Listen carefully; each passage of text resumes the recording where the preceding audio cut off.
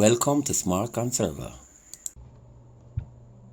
First it was the heat, which prepared us for the rain. I don't know if I want to say it prepared us for the rain. I think it's better if I say that the heat came before the rains. So the rains came and it cooled down our homes. Can't say if the dams were filled. That we'll have to wait for the powers that be to tell us if we are still under a drought. I would not be surprised though if it is said that the drought would continue. Well, as a result of the rains, my drip irrigation drum is full and I have 1 or 2 5-gallon buckets with rain for my plants. Before the rains came, I had to be contented with just seeing whatever rainfall it is that I could have seen on the channels of others. And and with some persons asking the rain to even stop in their country, while we over here with thirst for just a few drops of that scarce commodity. Well, we got our rain, a good amount for my area, I must say, and the plants are loving it. I want to show you the succulents I have and how it looked now that the rain has soaked in. Okay, so some of these succulents, starting with those mini ones which were planted in some birdhouse planters, and notice that especially the string type succulent, these appear to be more full. For the leaves and for the rosette type succulent, it looked nicely opened. Due to the slanted shape of the birdhouse planter, now at times the succulents would fall. So what I did, I placed 2 empty planter pots filled with soil just below that area. And what it did was to catch a pieces of succulent which may fall. And would you believe, I have 2 pots filled with lovely succulents. I had to really move away the fern to really see the beauty. The rains, it did wonders to those as well. I was loving it. The succulents, they look so nice that I had to look back at it once more. My imagination for additional things started to come to mind, like filling in the empty spaces in the planter pot with either some mini succulent or some reflective stones. But let's see how that will work out. I'm not sure if you remembered, I had gotten 2 birdhouse planters and I actually filled both with succulents. That other plant and that other planter as well showed signs of the succulents loving the recent rain. It should be noted, please, that succulents really don't like water, but there's just something about the rainwater that brings out the best in any plant.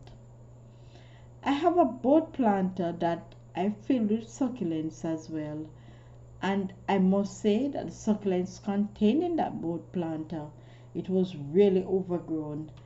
I have to sort it out, and that I need to do pretty soon, as I even have succulents pushing up in the corner, and the succulent fillers that were in that boat planter, it was sweeping the stones.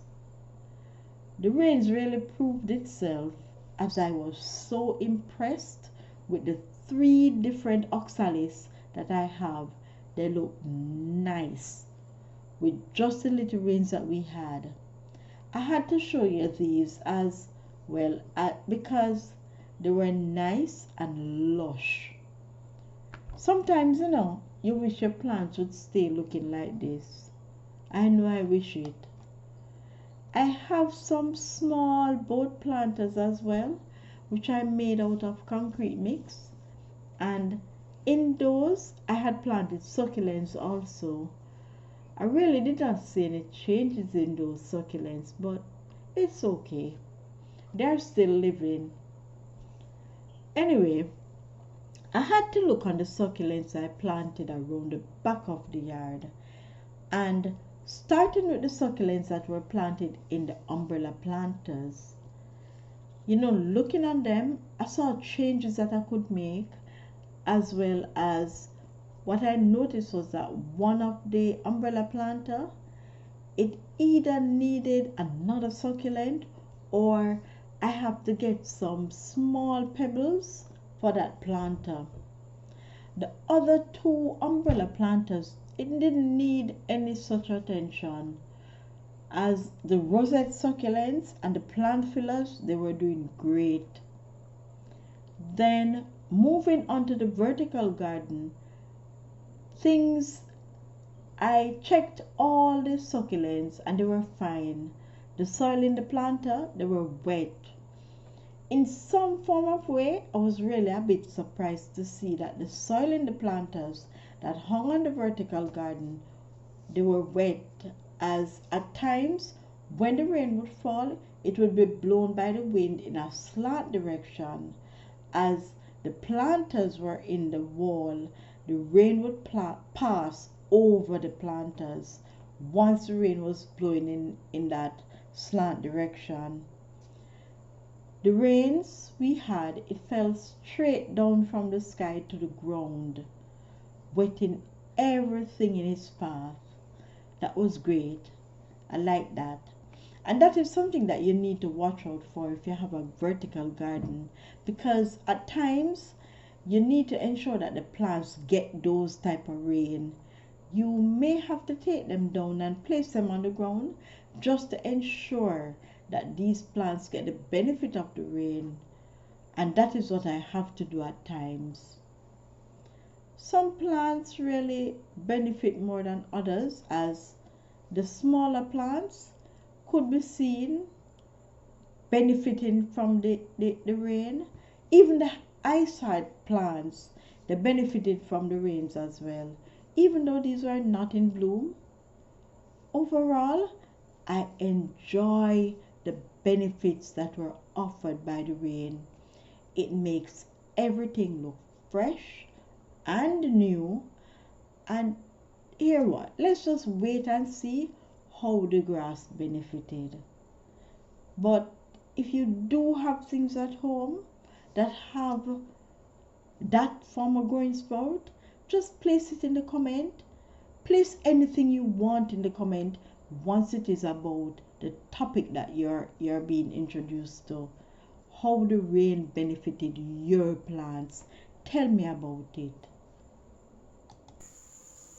You have come to the end of another series. Join us next time for more ways to conserve.